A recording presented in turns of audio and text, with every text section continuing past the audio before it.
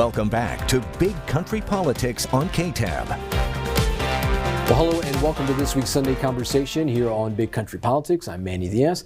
This week we have two special guests, beginning with Tammy Fogle, former candidate for Abilene City Council, and how she refers to herself, just an average citizen. That's right. I don't consider you just an average citizen any longer, Tammy Fogle.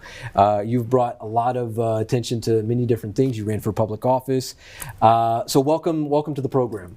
Thank you so much for having me. I'm glad to be back, and I'm glad to be able to talk about some important things that are happening in our city. Definitely. From House Bill 1375, which we talked about with content and things like that a few weeks ago. We want to touch on that. You have some thoughts on that, which are very interesting.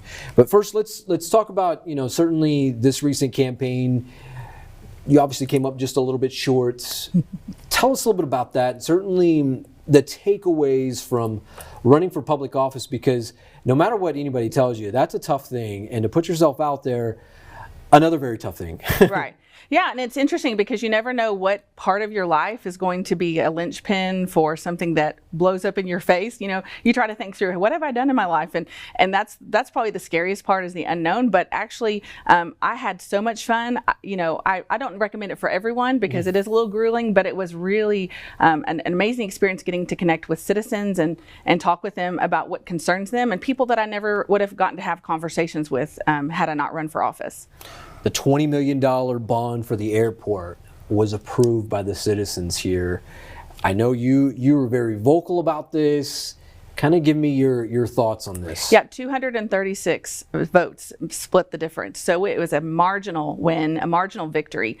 And when I first heard about this, I thought, it sounded legitimate. It sounded like there was some mechanisms that needed to be replaced, or mechanics that needed to be replaced. And so I thought there was some legitimate need to it. And as I watched the campaign unfold, and the fact that we had the Chamber of Commerce investing advertising into this to promote it, caused me great concern, because they have an agenda, and I think the city has a different agenda, but what was promoted was we needed to have a beautiful airport.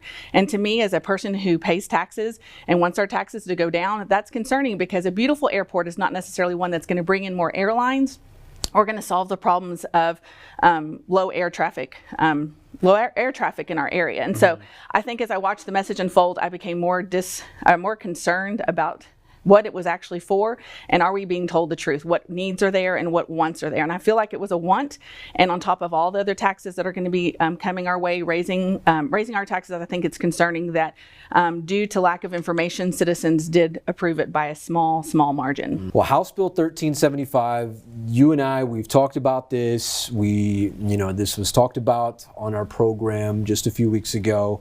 In fact, the week leading up to the election. This is kind of, instrumentals aimed at regulating business that distribute obscene content. 7-in-1 Books, the bookstore owner there, kind of shared her thoughts. You kind of have some other opposition to this, or provide some opposition to this. This week, it was sent to calendar out of committee, so this could potentially see the floor of the House this session, which we're very close to the end of the session. Give me your thoughts on this, because you certainly feel passionate about this. Yes, and this is something I've been battling for years in the city, trying to help educate citizens, which is a big goal of mine, is education. If you're informed and educated, you can make good decisions. And I think the education on this has been really stifled by a lot of the conversations happened through people like the owner of 7-in-1 Books. They come out and say this bill is dangerous, it can cause censorship, and a group that I follow told me about this, and there's no explanation in the bill. And what concerns me most is that I don't even know if the person has read the bill, because if you look at the bill, it says the definition is harmful, and it says in there what harmful and obscene material is, and it tells you it's a Texas Penal Code. And then if you go to the Texas Penal Code, it says that it's prurient material, which is basically an excessive interest in sex. And one of the things she failed to even acknowledge in her discussion of it is this is focused on books of sexual content, not racism, not the color of your skin, not those kind of things. In fact, most of the books she listed were not even books about sexual content, which is something that is harmful to children. And we've been battling in the state legislature for almost 8 years now on this issue. So this is kind of a last-ditch effort to say, whoa, we don't want to have to be responsible for making sure we protect children. And so I think 1375 is a great bill that actually helps people know that even if you don't understand the law, it doesn't mean you're not accountable for it. And, you know, we'll have to see what happens with that. But then there's other bills like SB 412 that just passed that just said that educators no longer have an affirmative defense in exposing children to harmful content that are of prurient nature, you know, pornography and things like that. Now, that's more in a different arena, but if the schools have figured this out, the prisons have figured this out, and the libraries have figured this out, I don't think it's a far reach to request for bookstore owners to make sure they're doing their part and being adults and protecting children from harmful materials. Real quick, in just 20 or 30 seconds, you also reached out to the author of this particular bill, and you actually got some feedback about that. Yes, in fact, that's what I think we should do as citizens, is we should reach out to our elected officials, and that's what I'm trying to encourage people to do, so that when you read the bill, you could see what happened. And I realized the author was Nate Schatzline, and he is from Fort Worth, and so I just called his office up and said, can I have information about it? And they gave me a one-pager that talks about how you know, it creates a civil right to sue over obscenity. It targets companies that distribute porn to minors, and that was one of the things mentioned. We're not the owner said she wasn't talking about pornography. Well, this is, and there's a clear distinction between things that are sexual, unlike you know, Anne Frank is a book she mentioned, Diary of Anne Frank. The only reason that's on a banned book is because it was republished as a graphic novel, and the graphic novel took liberties that weren't in the original book. So we have to be careful that we're informed and understand, and if you hear what I say, I encourage you to go look it up and make sure what I'm saying is accurate. Don't just trust my word for it. We need to make sure we know how to find the sources to be able to validate and have intelligent conversations about these issues. Well, thank you, Tammy, for being with us this week. On the other side of the break, Dr. Paul Fabrizio, as we discuss local politics and the papacy right here on Big Country Politics. Now, since our conversation with Fogle, it was reported that nearly 4,800 bills in the Texas legislature will not make it to the House floor. House Bill 1375 was amongst those bills. We're back in 2 minutes. Welcome back to Big Country Politics on KTAB. And welcome back to Big Country Politics for our Sunday conversation. We're joined by Dr. Paul Fabrizio, Professor of Political Science at McMurray University. Dr. Fabrizio, thanks for being part of the program today. It's good to be here. Thank you. We have a lot to talk about. I know you wrote, I mean, from the Pope to local elections, we're going to cover a few things here. Certainly beginning with our local elections, let's kind of begin with, you know, the turnout. You've seen this movie, you've seen the VHS, the DVD, the Blu-ray, you know, is there a formula to rock the vote? Why aren't people coming out for these local elections? I would argue that for local elections, it's the responsibility of the candidates to generate excitement for an election. And really, it really falls on the challengers to come up with good, valid reasons to toss out the incumbents. And those reasons have to be compelling enough to get voters' attention and to get them to the polls. We have seen elections in this town with a much higher turnout than what we've had this time. And it was because the challengers really got into it. They were talking about issues that voters cared about. And it worked because voters turned out. And so because of that, the voters responded. Nobody really asked them to come and vote, so they didn't vote. You know, we're going to see a runoff election between Kyle McAllister and Miguel Espinoza. And this was just, I mean, it was very small margins there that separated them. Do you think that this will challenge more voters to get out there and perhaps support one candidate or the other based on their issues that they support? I kind of doubt it.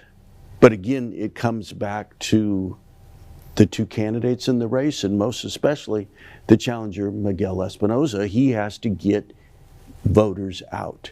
He has the tough job of getting his voters to come out a second time and converting voters who voted for the other candidate, Cynthia Alvidrez, to support him as well if he wants to win this race.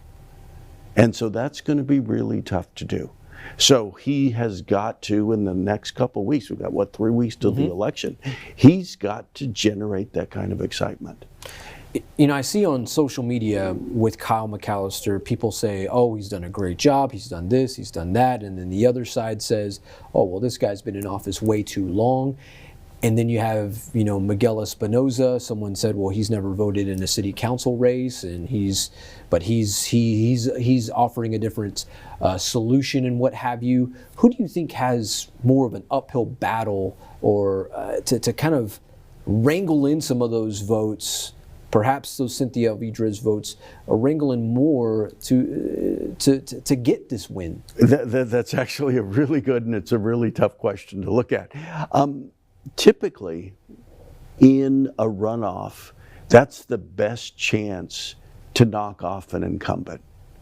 So in other words, you look at a race and there's going to be a runoff, you can make the argument that the challenger has the best chance to knock off the incumbent because the incumbent failed to get a majority of the votes. Kyle McAllister was really, really close to getting that majority, you know, just a handful of votes and he would have got it. So he is almost there. So in that sense, he just has to get his voters to come out and a few more voters, and he's got this election. So I would argue Miguel has the most difficult road to go, but it's not insurmountable. In the city, we have had other runoffs where the challenger has beaten the incumbent in those runoff races. Mm-hmm. So it's certainly possible this time. But you've got to get people out. You've got to get people excited. And we've got 3 weeks left. And I'm not sure what's going on, but as I drive around the city, as I talk to people, I'm not having conversations with people about this runoff race. And usually when there's a runoff election, people are talking about it. You also kind of wrote a little something on the papacy, yes. the recent election of Pope Leo XIV. This happened last week, and you know, I can hear the Chicago Bulls intro music when on the many things from Instagram that have been shared and all throughout social media with Pope Leo. Give me your thoughts on this, because this is also a political game. You know, the Cardinals had to elect him to the papacy there. It so very much is a political game. And, you know, you don't want to think about that in the context of the church. You don't want to think that politics plays a part in it. Mm-hmm. But all of these people who participate, all these cardinals, have risen up through the ranks to become members of this very, very small body. Right. And so they've all demonstrated political skills to get there. And they're not going to just turn it off once they're with the others, right, to choose a candidate. And to me, the big surprise was that they chose an American, because all along the story has been no American would ever be elected Pope. But here we have someone, and you've said it and other people have said it, he's probably the least American of the American cardinals that were there. Of all the priests I've talked to, that's what they say. Yeah, and the reason for that is very simple. He's spent so little time in the United States. Mm-hmm. He is really a creature of being a missionary in Peru, and then a bureaucrat in the Vatican Curia. And so he's lived 2/3 of his life outside of the United States. Yeah. The biggest question I see throughout mainstream media, and questions that I get from folks, just regular average folks, is like, well, what side does he lean on? Is he liberal? Is he conservative? Is he a little bit more right leaning than Francis was? Pope Francis, God rest his soul. How do you entertain that?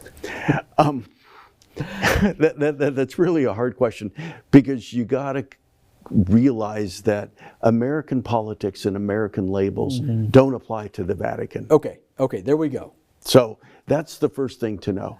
And what I see when I look at him is I see one who is comfortable with traditional styles of liturgy, of worship. Mm-hmm. You notice when he came out, he was wearing the red stole that Pope Francis did not wear. I thought I was looking at Pope John Paul II. Exactly. At that point. Exactly. And he's moved into the Apostolic Palace, yes, which Pope Francis did not move into.